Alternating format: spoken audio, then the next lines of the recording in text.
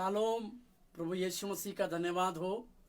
मैं pastor Sachin India से आप सब लोगों को फिर से एक बार इस लाइव टेलीकास्ट में प्रभु यीशु मसीह के नाम से मैं स्वागत करता हूं। साथ ही आप लोगों को धन्यवाद देता हूं कि आपकी सारी प्रार्थनाओं के लिए धन्यवाद। और आपने जो प्रभु यीशु मसीह के कार्य के ऊपर विश्वास करके जो आप आगे की ओर बढ़ती कर रहे हैं, उन सारी बातों के लिए प्रभु यीशु मसीह के नाम से मैं आप सब लोगों का धन्यवाद देता हूं। आप लोगों का शुक्रगुजार हूं कि प्रभु की दया और परमेश्वर का अनुग्रह जिससे आप थामे हुए हैं उसी में आप बढ़ते चले जाए। इसी प्रकार का अनुग्रह आपके जीवन में परमेश्वर के द्वारा हो। आइए हम इस समय प्रार्थना करें और प्रभु के सम्मुख में जाए और परमेश्वर के लिए धन्यवाद के साथ हमारे इस सत्र में प्रवेश करें। Jesus hallelujah. ओ धन्यवाद हो प्रभु, धन्यवाद हो परमेश्वर। हालेलुया। जैसे माता संभालती है वैसे यीशु संभालेगा। जैसे माता संभालती है वैसे यीशु संभालेगा। Hallelujah, hallelujah, hallelujah, hallelujah. कभी भी ना छोड़ेगा, कभी भी ना त्यागेगा, कभी भी ना छोड़ेगा, कभी भी ना त्यागेगा। जैसे माता संभालती है वैसे यीशु संभालेगा। प्रभु यीशु मसीह, हम आपका धन्यवाद देते हैं। प्रभु हमारे प्यारे परमेश्वर, अनुग्रहकारी परमेश्वर, दयावंत परमेश्वर, जीवित परमेश्वर, हम सबों के जीवन में नए कार्य को करने वाले परमेश्वर, सामर्थ उंडेलने वाले परमेश्वर, तेरे अभिषेक उंडेलने वाले परमेश्वर, तेरी सामर्थ के साथ हम लोगों को खड़ा करने वाले परमेश्वर, हम आपके नाम को धन्यवाद देते हैं, स्तुति प्रशंसा करते हैं, क्योंकि तू हम सबों के जीवनों में नए कार्य करता है। इसीलिए हम धन्यवाद देते हैं, तेरी प्रशंसा करते हैं, तेरी स्तुति करते हैं। प्रभु सहायता कर और मदद कर। इस सत्र में प्रभु हम तेरी कुछ बातों को सीखने पाए, समझने पाए और तुझसे प्रभु जी नए आशीष और नए अनुग्रह मांगने पाए। सहायता कर प्रभु यीशु मसीह के नाम से मांगते हैं, आमीन। और एक बार प्रभु यीशु मसीह के मधुर नाम से मैं पास्टर सचिन मुंबई इंडिया से आप सब लोगों को इस बिलीव टीवी में आपका स्वागत करता हूं। और बिलीव टीवी के जितने सदस्य हैं उनको भी धन्यवाद देता हूं। और खासतौर से इंडिया में इस बिलीव टीवी के काम को करने वाले सारे लोगों के लिए भी मैं धन्यवाद देता हूं। आप लोगों की दुआ और आप लोगों की प्रार्थनाओं के चलते हम सब लोग जो है आपके साथ जुड़े हैं। और हमारे इस दल के साथ, बिलीव टीवी के सारे लोगों के साथ जो आप जुड़े हैं, आप लोगों के जीवन में परमेश्वर के आशीष और परमेश्वर के अनुग्रह की बातें सदैव बनी रहे। इसी प्रकार के आशीष और इसी प्रकार का अनुग्रह भी हम आपके जीवन में चाहते हैं। जैसे हम सब लोग जानते हैं, हम एक नई श्रृंखला में हैं, या नई श्रृंखला को चला रहे हैं। उस विषय का नाम है विश्वास और अनुग्रह। लगातार हम विश्वास के कुछ बातों को देखते आ रहे हैं, समझते आ रहे हैं, सीखते आ रहे हैं। और लगातार हम कुछ दिनों से विश्वास के नए नियम के कुछ मूल तत्वों के बारे में हम सीख रहे थे। लगातार 3 दिनों में हमने विश्वास के नए मूल तत्वों को सीखे जो नए नियम में दर्शाते गए हैं। आज उसी मूल तत्व का चौथा भाग को हम सीखेंगे। चौथा भाग को हम सीखने पर है परमेश्वर की आत्मा हमारे साथ। चौथा भाग के लिए वो चौथा मूल तत्व ये है, विश्वास में निष्कपट व्यक्तिमत्व, समर्पण और यीशु मसीह से जुड़ना शामिल है। हालेलुया।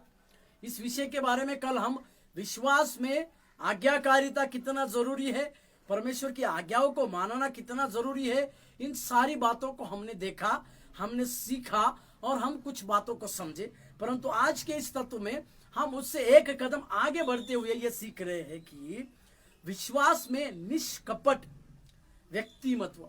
निष्कपट का अर्थ क्या है कि जिसमें किसी भी प्रकार का दोष ना हो, उसमें किसी भी प्रकार की गलती पकड़े तो भी गलती ना हो, इस प्रकार के निष्कपट समर्पण की आवश्यकता है। मतलब इसको टोटली सरेंडर कहेंगे या टोटली सबमिशन भी कह सकते हैं हम, और या उसको हम इस प्रकार से कहे कि व्यक्तिगत समर्पण और यीशु मसीह में जुड़ना शामिल। जब तक कोई व्यक्ति व्यक्तिगत समर्पण के साथ प्रभु यीशु मसीह में नहीं जुड़ता है, वो प्रभु यीशु मसीह का कार्य को कभी नहीं करेगा। हालेलुया। इसी के लिए मैं आपको वो उदाहरण को याद दिलाना चाहूंगा। पतरस और अंद्रियास उस जगह में मत्ती रचित सुसमाचार 4:19 में वहां पर प्रभु यीशु मसीह को बोलने से पहले वो प्रयास कर रहे हैं। वो दोनों मछुआरे हैं, मछलियां पकड़ने का काम कर रहे हैं, परंतु 18-19वें वचन में प्रभु यीशु मसीह ने उसको पतरस को एक सबसे बड़ी बुलाहट को दिया। उन्होंने इस प्रकार से वचन में लिखा है कि मेरे पीछे हो लो तो तू मछुआरा नहीं परंतु मनुष्य को पकड़वाने वाला बनाऊंगा। हालेलुया। तो वचन इस तरह से बतलाती है 20वां वाक्य, वे तुरंत अपने जालों को छोड़े और उसके पीछे हो लिए। ये उसके पीछे हो लिए का अर्थ क्या है? उस व्यक्ति ने इस प्रकार का टोटल सबमिशन या संपूर्ण रीति से अर्पण, प्रभु यीशु मसीह के साथ संपूर्ण रीति से समर्पण की भावना, संपूर्ण रीति से प्रभु यीशु मसीह में व्यक्तिगत अपने व्यक्तिगत जीवन को प्रभु यीशु मसीह के हाथ में समर्पित कर दिया। उसी बात को लूका रचित सुसमाचार में भी हम उस घटना को देखते हैं, जो पतरस और उसके भाइयों ने रात भर काम किया परंतु कुछ मछलियां नहीं पाई, परंतु प्रभु यीशु मसीह ने उनको कहा जाल को दाहिनी ओर डाल दो।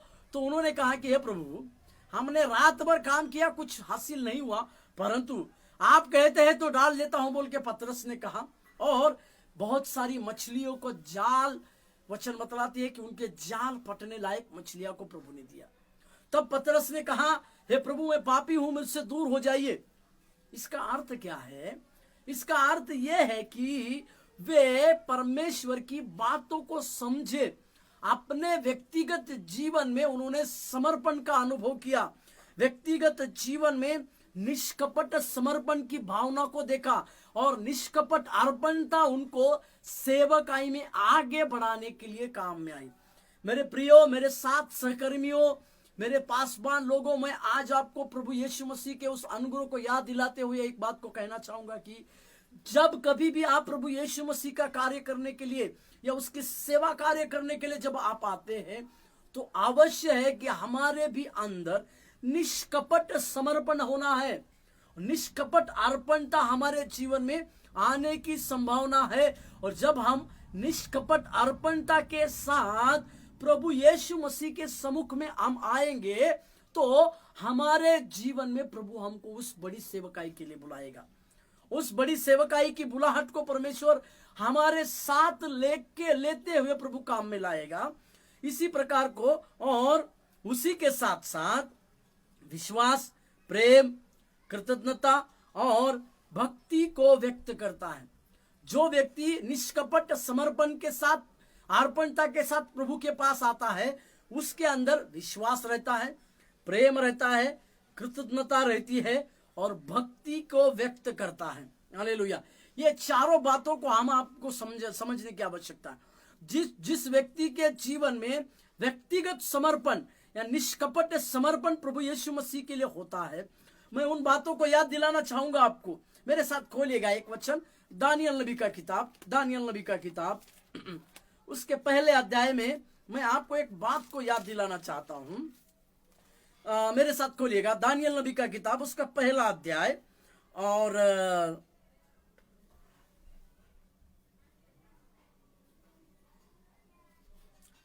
दानियल नबी का किताब उसका पहला अध्याय, उसका सबसे पहले हम 3 वाक्य को हम पढ़े। उस 3 वाक्य को मैं आपके लिए पढ़ देता हूं।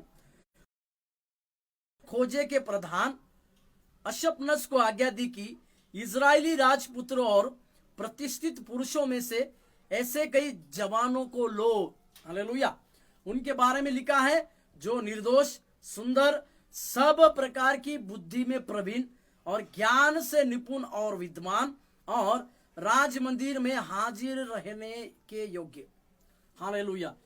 एक देश को अपने गुलाम बनाया, और वहां पर गुलाम बनाने के बाद उस देश में रहने वाले जितने नौजवान थे, उन लोगों को जबरन अपने पास रखकर गुलाम बनाने की बात को हम देखते हैं। और उसमें से 4 लोग ऐसे थे जो निपुण, प्रतिष्ठित, सुंदर, बुद्धि में प्रवीण, ज्ञान में निपुण और राज मंदिर में सम्मुख में रहने योग्य। इस प्रकार की खूबियां इन 4 व्यक्तियों के पास थे, जिनका नाम उसमें 6 वचन को अगर हम पढ़े तो उसमें लिखता है, उनमें यहूदियों की संतान में से चुने हुए दानियल, हनन्या, मिशाएल और अजरिया नामक यहूदी थे। हालेलुया। और फिर बाद में उन लोगों के नाम बदलकर शद्रक, मेशक और अबीदोनो को रखा गया। परंतु मैं आपको एक बात को याद दिलाना चाहता हूं कि परमेश्वर के कार्य को एक गुलाम बनकर आए हुए लोग हैं। इन लोगों को, इन 4 जवानों को गुलाम बनकर लाया है। उन 4 लोगों को गुलाम के साथ लाया गया है, गुलामी के साथ उनको लाया गया है। परंतु 8वां वाक्य इस प्रकार से शुरू होता है, परंतु। इसका मतलब है, इस वाक्य को जहां कहीं भी पवित्र आत्मा परंतु से शुरू करता है, इसका मतलब उसके पहले के वाक्य में कुछ बड़ी बात वहां पर हुई है। 4 लोगों को, 4 जवानों को चुना गया है, जो बुद्धि में निपुण है, राज मंदिर में रहने के योग्य है, सुंदर है, निपुण है, विद्वान है, बुद्धि में प्रवीण, सारी प्रकार की खूबियां है उनके पास। परंतु दानियल ने अपने मन में ठान लिया कि वो राजा का भोजन खाकर और उसके पीने का दाख मधु पीकर अपवित्र न होने पाए। हालेलुया। इस वचन को मैं आपके लिए इस प्रकार से पढ़ना चाहूंगा। एक गुलाम में रहने वाला व्यक्ति दानियल, उसने अपने मन में यह निश्चय किया कि चाहे कुछ भी हो जाए, कि मैं जो निष्कपट अर्पणता मैं प्रभु के साथ किया हूं, निष्कपट प्रेम, निष्कपट कृतज्ञता, निष्कपट भक्ति, निष्कपट विश्वास जो मेरे अंदर है, उस विश्वास को कभी भी मैं तोड़ूंगा नहीं, उस विश्वास को मैं कभी भी टूटने नहीं दूंगा। इस प्रकार की बात उस दानियल के जीवन में पाई जाती है। इसी के लिए दानियल ने इस प्रकार से कहा, चाहे कुछ भी हो, मैं उस राजा का भोजन खाऊंगा नहीं। आप लोगों को सबको मालूम है, उन दिनों में वे लोग बाल को पूजा करते थे, और बाल एक देव था, मूर्ति पूजा का था। और उस समय में हर एक राजा का भोजन उस मूर्ति को चढ़ाया हुआ भोजन रहता था। उसको पीने वाला दाख मधु, ये जो जूस था, वो पहले वो बाल को चढ़ाया जाता था, यानी बाल देवता को चढ़ाया जाता था। उनके देवता का नाम बाल, बाल मतलब सांप को पूजने वाले या बाल देवता को पूजने वाले, उसके ऊपर चढ़ाकर फिर वो राजा के पास आता था। जो व्यक्ति, मैं आपको यहां पर, जो व्यक्ति अपने जीवन में संपूर्ण रीति से समर्पण किया है, प्रभु के लिए समर्पित जीवन को जिया है, निष्कपट समर्पण की बातें उसके अंदर है, चाहे परिस्थिति कुछ भी क्यों ना हो, गुलामी में क्यों ना रहे, या संघर्षों में क्यों ना रहे, या संकटों में क्यों ना रहे, वो अपना निष्कपट समर्पण कभी नहीं खोएगा। हालेलुया। प्रभु के नाम की महिमा और प्रशंसा। इसी बात को दानियल के उस जीवन से हम सीखते हैं। एक गुलाम के अंदर, दानियल, आप एक गुलाम होने के बावजूद आपके अंदर इस प्रकार की भावना कैसे आई कि आपने उस राजा के भोजन को खाने को इनकार किया, उसके पीने वाले उस जूस को या दाख रस को भी मना कर दिया। ये वही काम है जिसके अंदर परमेश्वर के प्रति निष्कपट समर्पण हो। हालेलुया। इस निष्कपट समर्पण के साथ जो सेवकाई करते हैं, जो प्रभु यीशु मसीह के कार्य को करते हैं, उनके जीवन में बहुतायत से आशीषें होती है। और इसी एक छोटे कारण की वजह से दानियल को परमेश्वर ने इतना ऊंचा किया कि उसने उस स्वप्न का अर्थ भी बताया, और स्वप्न का अर्थ बताने के बाद उसके दरबार में दानियल 3 राजाओं के दरबार में मुख्य प्रधानमंत्री के रूप में रहा। मेरा बोलने का कारण यही है कि जब हम व्यक्तिगत समर्पण में, व्यक्तिगत विश्वास में, व्यक्तिगत भक्ति में, व्यक्तिगत प्रेम में या व्यक्तिगत कामों में जब हम आगे बढ़ते हैं कृतज्ञता में, तो परमेश्वर के द्वारा हमने कार्य और उसके कामों की बातें हमारे जीवन में होती है। साथ ही विश्वास एक अति आवश्यक चेतना है और जिसकी तुलना जिससे प्रेम से सही रीति से नहीं की जा सकती, जिसकी तुलना प्रेम से सही रीति से की नहीं जा सकती। यह मसीह के प्रति बलिदान और समर्पण की व्यक्तिगत प्रक्रिया है। हालेलुया। विश्वास मतलब क्या? ये मसीह के प्रति समर्पण, मसीह के प्रति बलिदान और समर्पण की व्यक्तिगत प्रक्रिया है। मेरी बातों को ध्यान दीजिए, ये एक मसीह के प्रति बलिदान और समर्पण की व्यक्तिगत प्रक्रिया है। इस बातों को हम समझे, इस बातों को जाने की ये एक व्यक्तिगत प्रक्रिया है। मेरे साथ वचनों को आप पढ़ेंगे तो आपको समझेगा। मत्ती रचित सुसमाचार 22 अध्याय का 37वां वाक्य, मत्ती रचित सुसमाचार 22:37।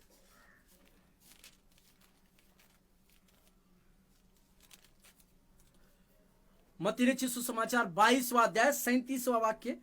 उसने उससे कहा, तू परमेश्वर अपने प्रभु से अपने सारे मन और अपने सारे प्राण और अपनी सारी बुद्धि के साथ प्रेम रख। हालेलुया।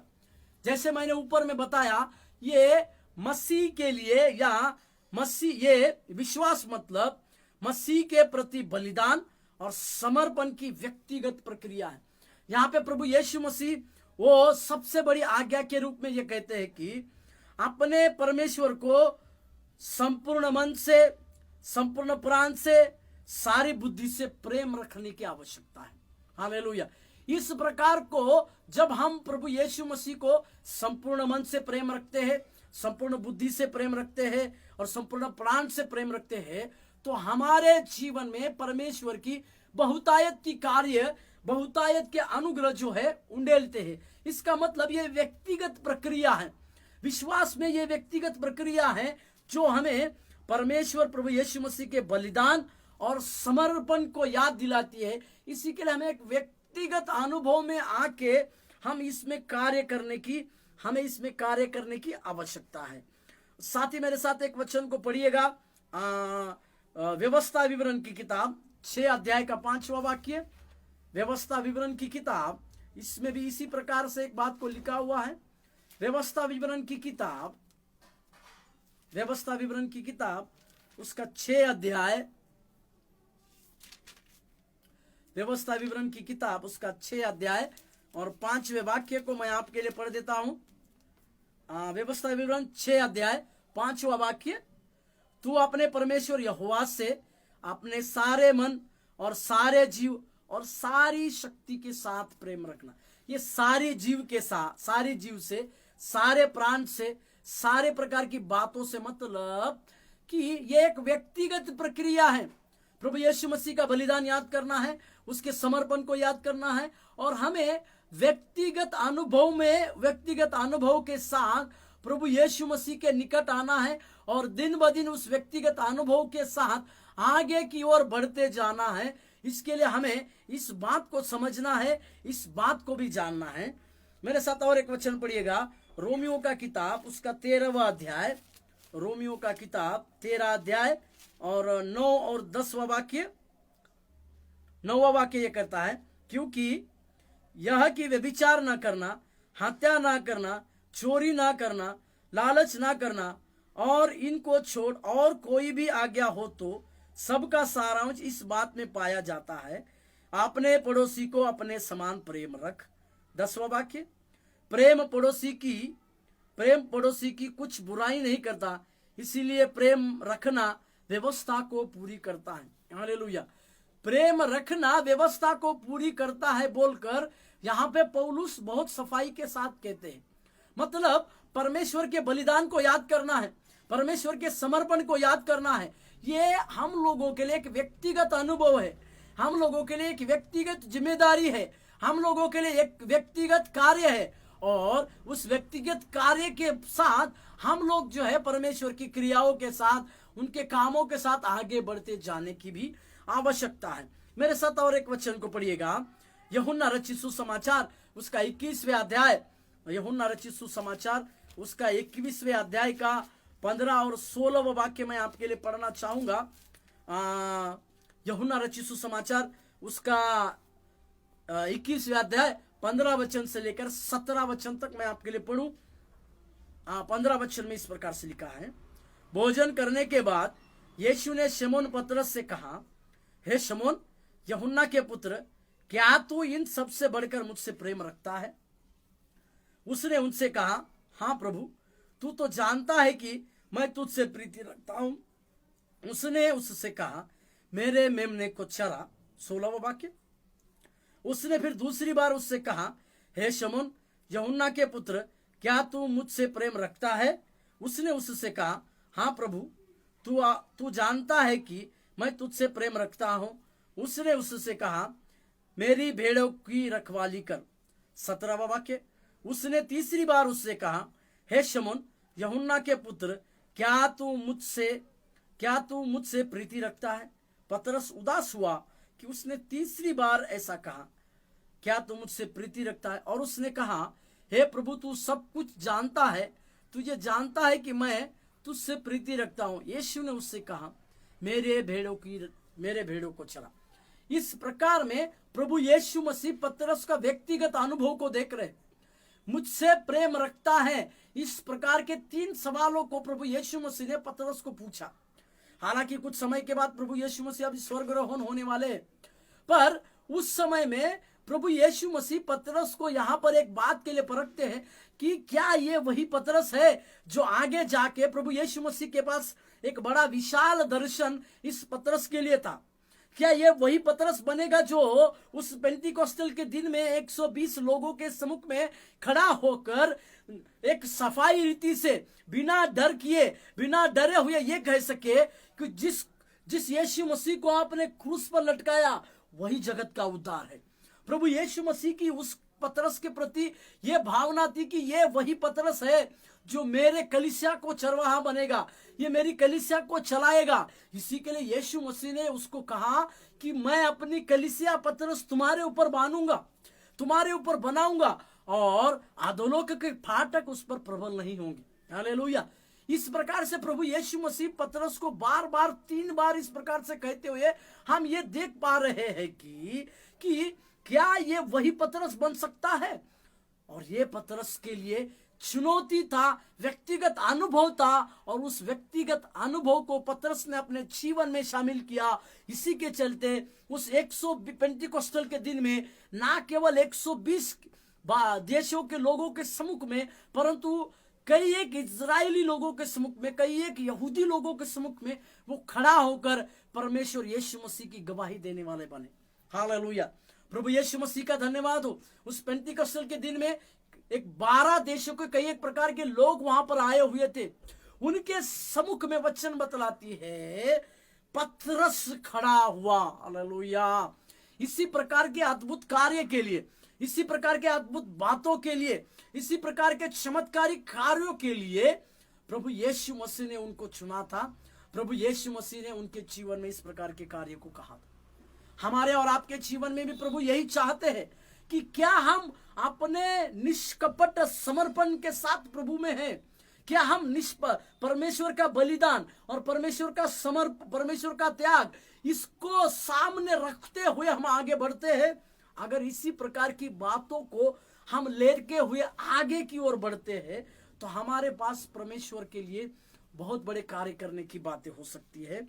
मेरे साथ और एक वचन पढ़िएगा, मत्ती रचित सुसमाचार उसका 10वें अध्याय का 37वां वाक्य। मत्ती रचित सुसमाचार उसका 10 अध्याय 37वें वाक्य को मैं आपको पढ़ना चाहूंगा।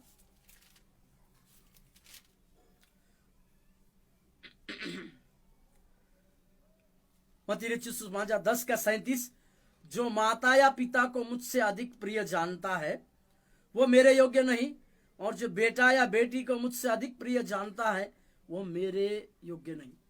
इस प्रकार की कठोर बातों को प्रभु यीशु मसीह कहने का कारण यही है कि प्रभु यीशु मसीह हमारे जीवन में हमारे लिए हमसे व्यक्तिगत समर्पण को चाहते हैं, निष्कपट अर्पणता को चाहते हैं, निष्कपट समर्पण की बातों को चाहते हैं, क्योंकि पवित्र परमेश्वर की यह योजना है, पवित्र प्रभु की यह योजना है कि हम उसके कार्य के लिए, उसके कार्य के प्रति, उसके कामों के प्रति हम वफादार रहे, हम ईमानदार रहे और उसके कार्य को हम अर्पणता के साथ, गहरे सामर्थ्य के साथ और गहरे कार्यों के साथ संपूर्ण अर्पणता किए हुए उस परमेश्वर की क्रूस की अर्पणता को स्वीकार करते हुए, उस परमेश्वर के बलिदान को स्वीकार करते हुए और उस परमेश्वर की अर्पण की हुई सारी बातों को याद करते हुए हमें हमारे जीवन में जो चीजें हमें परमेश्वर के प्रेम से अलग करती है,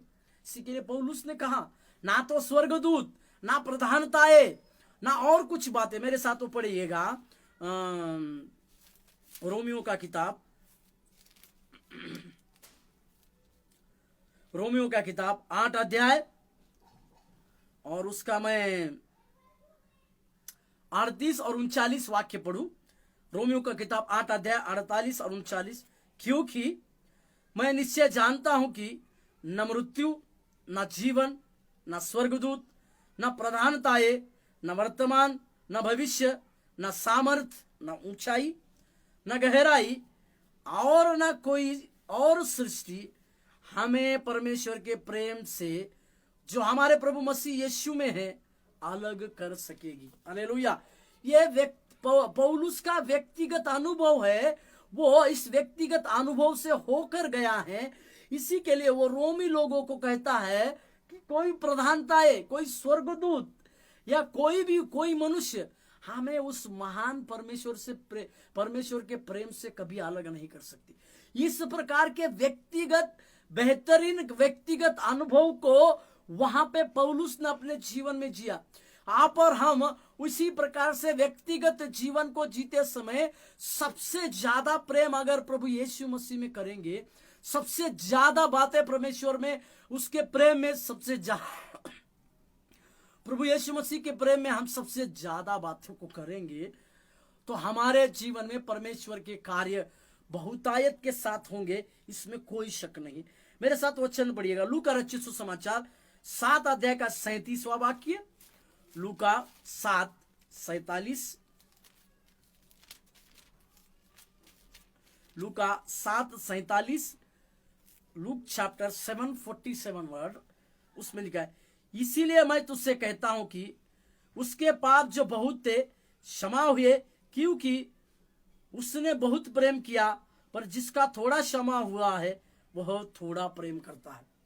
ये थोड़ा प्रेम और ज्यादा प्रेम करने की बातों को यहाँ पे परमेश्वर प्रभु यीशु मसीह खुद कहते हैं। इसका मतलब जिसके पास ज्यादा पाप हो, जिसके पास ज्यादा अपराध हो, वो सबसे ज्यादा प्रेम प्रभु यीशु मसीह में कहते हैं। क्योंकि मेरे जीवन में सबसे ज्यादा मैं पाप में पड़ा हुआ था और पाप में गंदगी में पड़ा हुआ था, गंदे कामों को करता था, अशांति मेरे जीवन में थी और साथ ही प्रभु यीशु मसीह से कहीं एक दूर था, पाप में जीवन जी रहा था। परंतु प्रभु यीशु मसीह का ज्योति और परमेश्वर का तेज मेरे ऊपर आने के बाद मैं अपने जीवन में सारी बातों को भूल गया, मेरे जीवन की सारी कामों को भूल गया और परमेश्वर यीशु मसीह का अनुग्रह को पाते हुए, उसमें उद्धार के जीवन को पाते हुए आगे की ओर धीरे धीरे बढ़ते गया।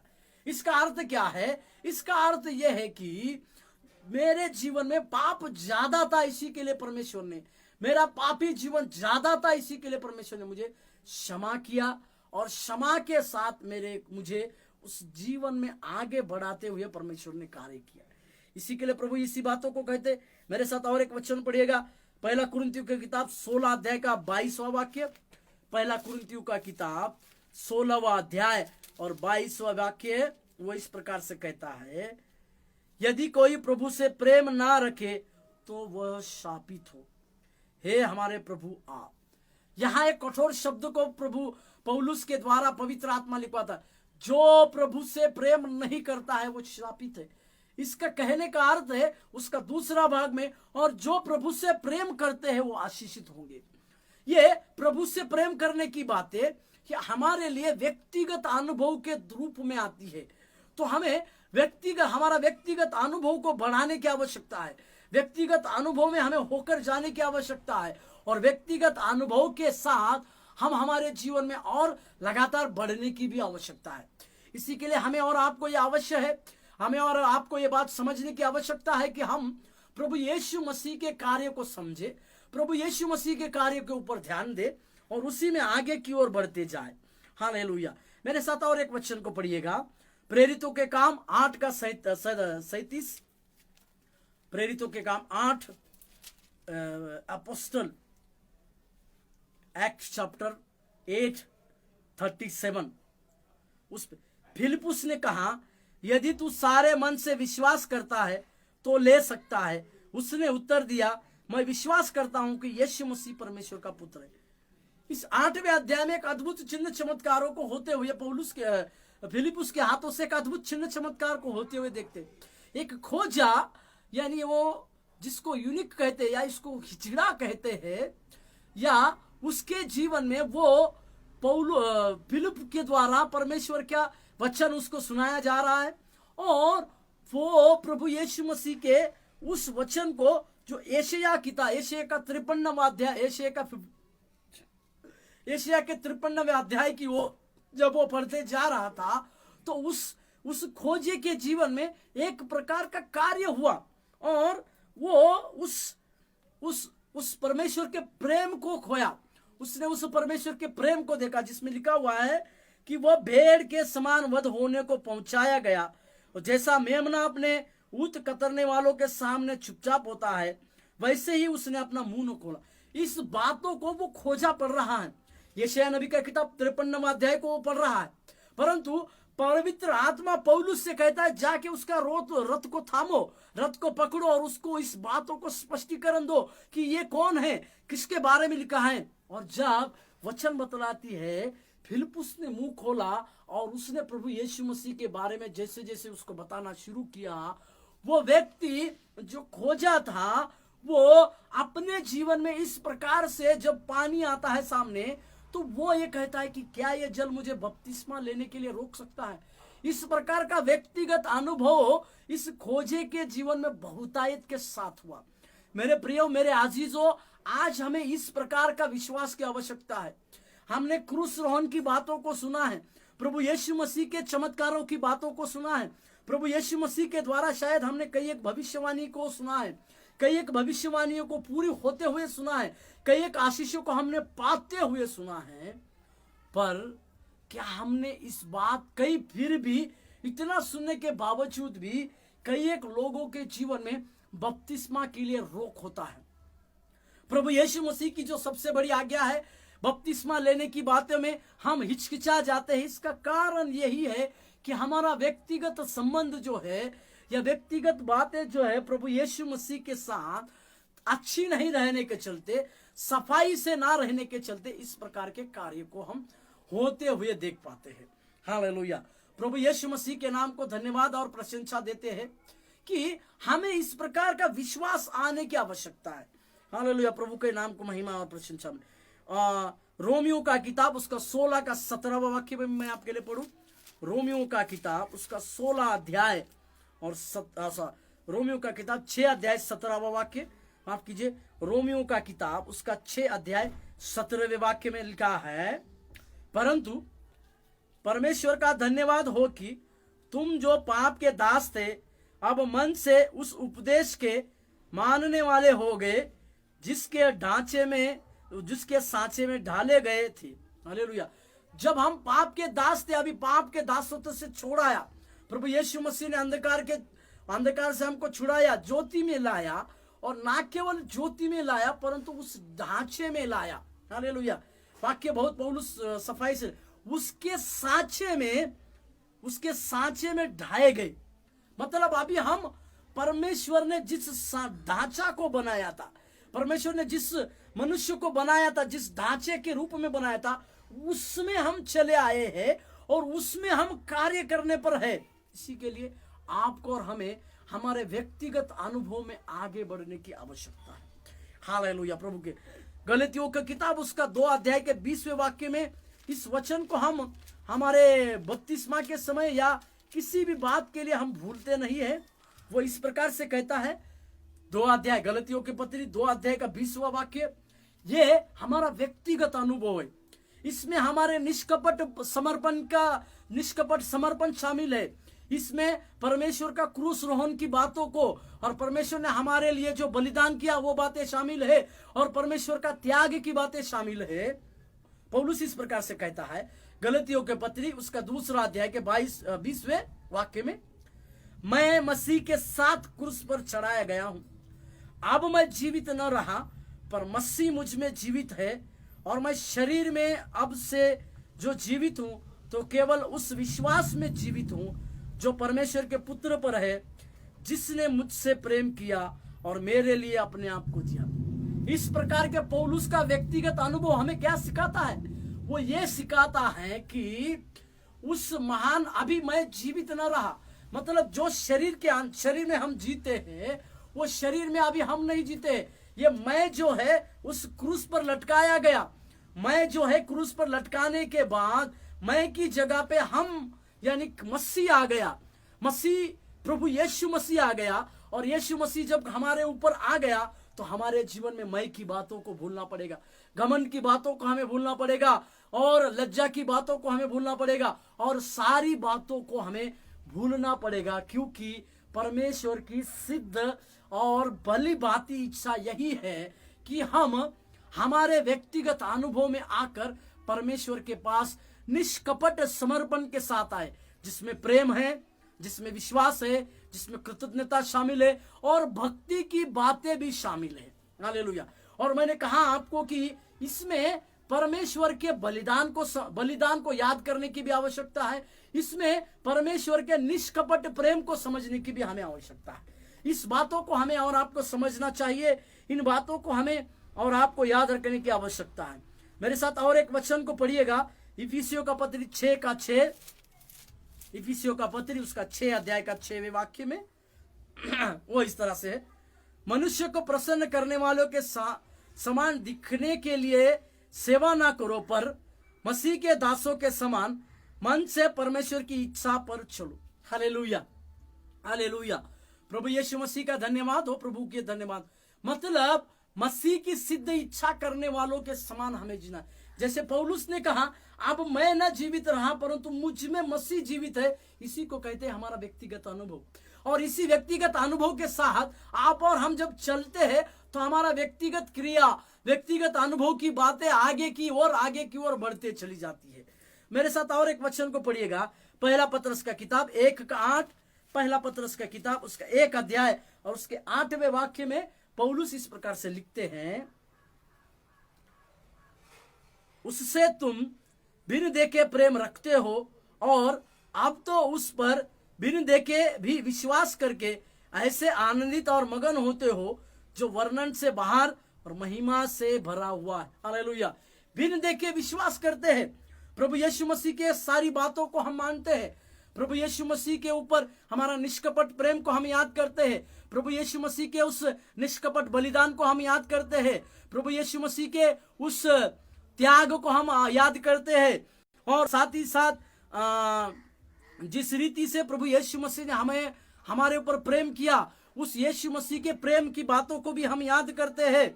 और साथ ही उस विश्वास में प्रेम, कृतज्ञता और भक्ति, इसको हम व्यक्त करते हैं। इसी को कहते हैं निष्कपट व्यक्तिगत समर्पण, यीशु मसीह से जुड़ना।